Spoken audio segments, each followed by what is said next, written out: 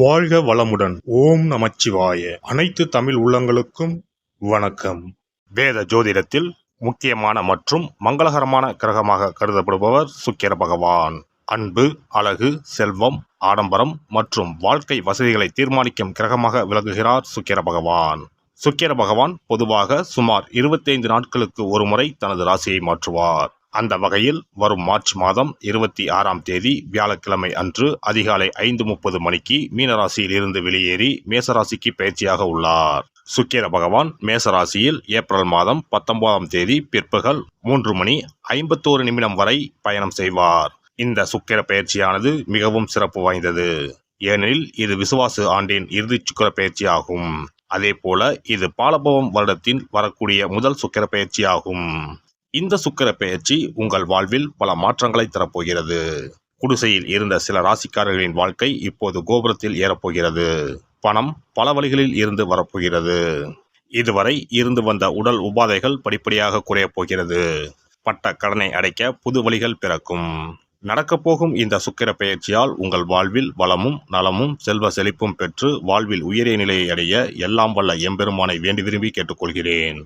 மேசராசி அன்பர்களே, இந்த பேச்சின் போது குடும்பத்தில் சிறு சிறு சலசலப்புகள் ஏற்படும். வெளியில் கொடுத்திருந்த பணம் கைக்கு திரும்பி வர தாமதமாகும். இதனால் அத்தியாவசிய தேவைகளுக்கு சிறிது கடன் வாங்க நேரலாம்.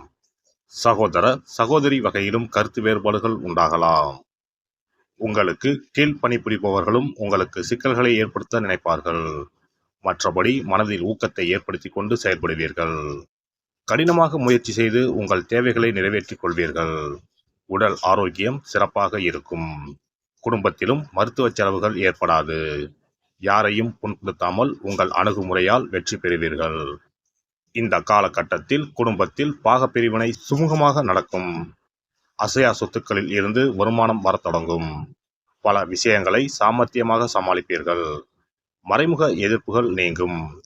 வழக்கு விவகாரங்களில் திடீர் திருப்பங்கள் ஏற்படும். குறைந்த உழைப்பிலும் அதிக ஆதாயம் கிடைக்கும். அதே சமயம் புறம் பேசுபவர்களை இனம் கண்டு ஒதுக்கவும். குடும்பத்தில் ஏற்படும் சில அனாவசிய பிரச்சனைகளை கண்டும் காணாமல் இருப்பது நல்லது. செய்தொழிலில் எதிர்பார்த்த வருமானம் கிடைக்கும். நவீன பொருட்களை வாங்கி இல்லத்தை அலங்கரிப்பீர்கள். முன்பின் அறிமுகம் இல்லாதவர்களுக்கும் உதவி செய்து பெருமை அடைவீர்கள். மற்றபடி அலைச்சல் தரும் வேலைகளை குறைத்துக் கொள்ளவும். அனாவசிய பயணங்களை தவிர்க்கவும். உத்தியோகஸ்தர்களுக்கு அலைச்சலும் வேலைப்பளுவும் அதிகரிக்கும். உங்களின் ஆற்றல் அதிகரிக்கும். அலுவலக ரீதியான பயணங்களால் பணவரவு உண்டாகும். அதே நேரம் சக ஊழியர்களை நம்பி எந்த வேலையும் ஒப்படைக்க வேண்டாம். இந்த பயிற்சியின் போது விரும்பத்தகாத இடமாற்றங்கள் உண்டாகும். வியாபாரிகள் கொடுக்கல் வாங்கல் விஷயங்களில் அனுகூலமான பலன்களை காண்பீர்கள்.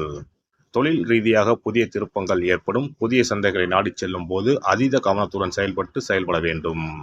கூட்டுத் தொழில் புரிவோர் சற்று உஷாராக இருப்பது நல்லது. சந்தையில் போட்டிக்கு தகுந்தவாறு விலையை நிர்ணயம் செய்து விற்றால் நல்ல வருமானத்தை பெற முடியும். அரசியல்வாதிகள் இந்த பயிற்சியின் போது பொது சேவையில் அனுகூலமான திருப்பங்களை காண்பீர்கள். கட்சி மேலிடத்தின் பாராட்டுகளை பெறுவீர்கள். இதனால் உங்களுக்கு புதிய பதவிகள் கிடைக்கும். எதிரிகளும் உங்களிடம் அடங்கியே நடப்பார்கள். கலைத்துறையினரை தேடி புதிய ஒப்பந்தங்கள் வரும். ஆனாலும் ரசிகர்களின் ஆதரவு குறைந்தே காணப்படும். எனவே ரசிகர் மன்றங்களுக்கு செலவு செய்து அவர்களை உற்சாகப்படுத்தவும். தொழிலில் கவனமும் செயல்பாட்டில் நிதானமும் தேவை. பெண்மணிகளுக்கு குழந்தைகளால் பெருமை உண்டாகும். அதே சமயம் கணவருடன் வாக்குவாதங்கள் ஏற்படலாம். அதனால் பொறுப்புடனும் நிதானத்துடனும் நடந்து கொள்ளவும். மற்றபடி பொருளாதார நிலையில் எந்த குறைவும் ஏற்படாது. எனவே ஆடை அணிகலன்களை வாங்கி மகிழ்வீர்கள். மாணவ மணிகள் படிப்பில் கவனத்துடன் ஈடுபடவும். சிலர் முதல் தரம் வாங்குவார்கள். விளையாட்டிலும் வெற்றி பெறுவார்கள். நட்சத்திர பலன்கள். அஸ்வினி நட்சத்திரம். இந்த பெயர்ச்சியில் காரிய தடைகள் நீங்கி அனுகூலம் பிறக்கும். மதிப்பு மரியாதை சுமாராகவே இருக்கும். வீண் விவாதங்களை தவிர்க்கவும். குடும்பத்தின் தேவைகள் பூர்த்தியாகும். பரணி நட்சத்திரம். இந்த பெயர்ச்சியின் போது புதிய வீடு வாங்க வாய்ப்பு உண்டு.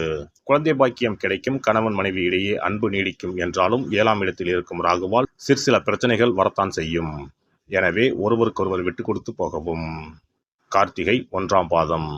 இந்த பயிற்சியால் உறவினர் வகையில் அதிக நெருக்கம் வேண்டாம். சிலர் தொழில் நிமித்தமாக குடும்பத்தை விட்டு பிரிய நேரலாம். தூரத்தில் இருக்கும் உறவினரால் நன்மைகள் ஏற்படும்.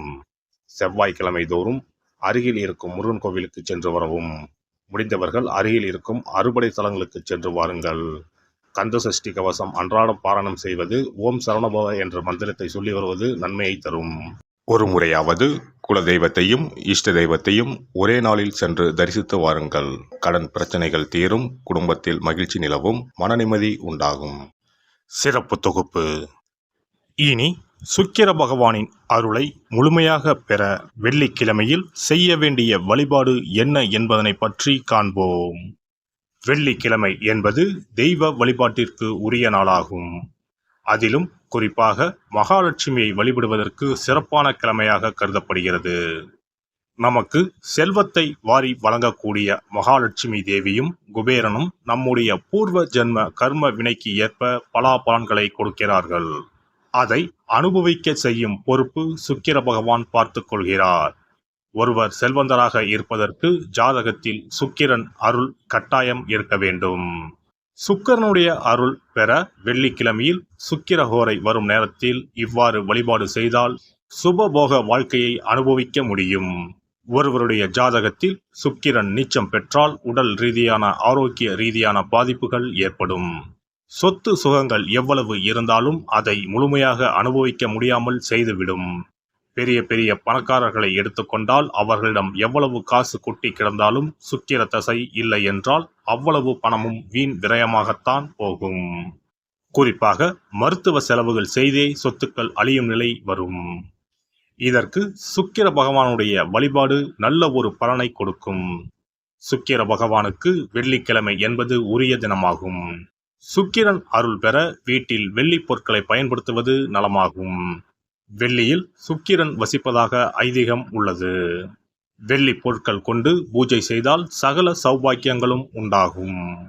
சுக்கிர வழிபாடு செய்ய நினைப்பவர்கள் காலை 6 மணி முதல் 7 மணி வரையிலான காலம் சுக்கிரஹோரை ஆகும். அதனை தவறவிட்டால் மதியம் 1 மணி முதல் 2 மணி வரை சுக்கிரஹோரை நிகழ்கின்றது. அதையும் தவறவிட்டால் இரவு 8 மணி முதல் 9 மணி வரையிலான சுக்கிரஹோரை நேரத்தில் வழிபாடுகள் செய்து பயன்பெறலாம்.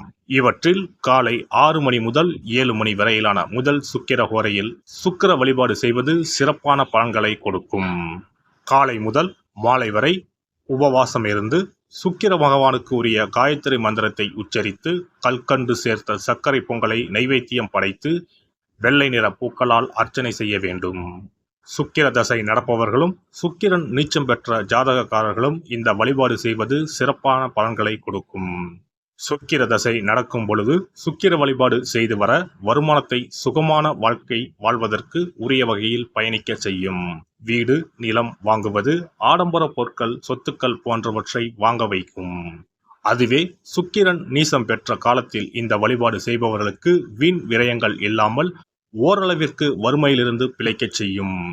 வெள்ளிக்கிழமையில் நவக்கிரக கோவிலுக்கு சென்று சுக்கிர பகவானுக்கு வெள்ளை வஸ்திரம் சாற்றி வழிபாடு செய்யலாம். வெள்ளை நிற நைவேத்தியங்கள் தயார் செய்து கோவிலில் வரும் பக்தர்களுக்கு தானம் செய்யலாம். இவ்வாறு செய்து வர சுக்கிரனின் முழு அருளும் கிடைக்கப் பெற்று வாழ்வில் உயரிய நிலையை அடைவீர்கள்.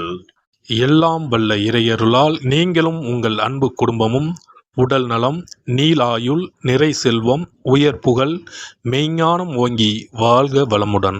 இந்த வீடியோ பதிவு உங்களுக்கு பிடித்திருந்தால் லைக் பண்ணுங்க, கமெண்ட் பண்ணுங்க, ஷேர் பண்ணுங்க, மறக்காம சப்ஸ்கிரைப் பண்ணுங்க, பக்கத்துல இருக்கிற பெல் பட்டனை கிளிக் பண்ணுங்க. நன்றி, வணக்கம். ஓம் நமச்சிவாய. சிவாய நம.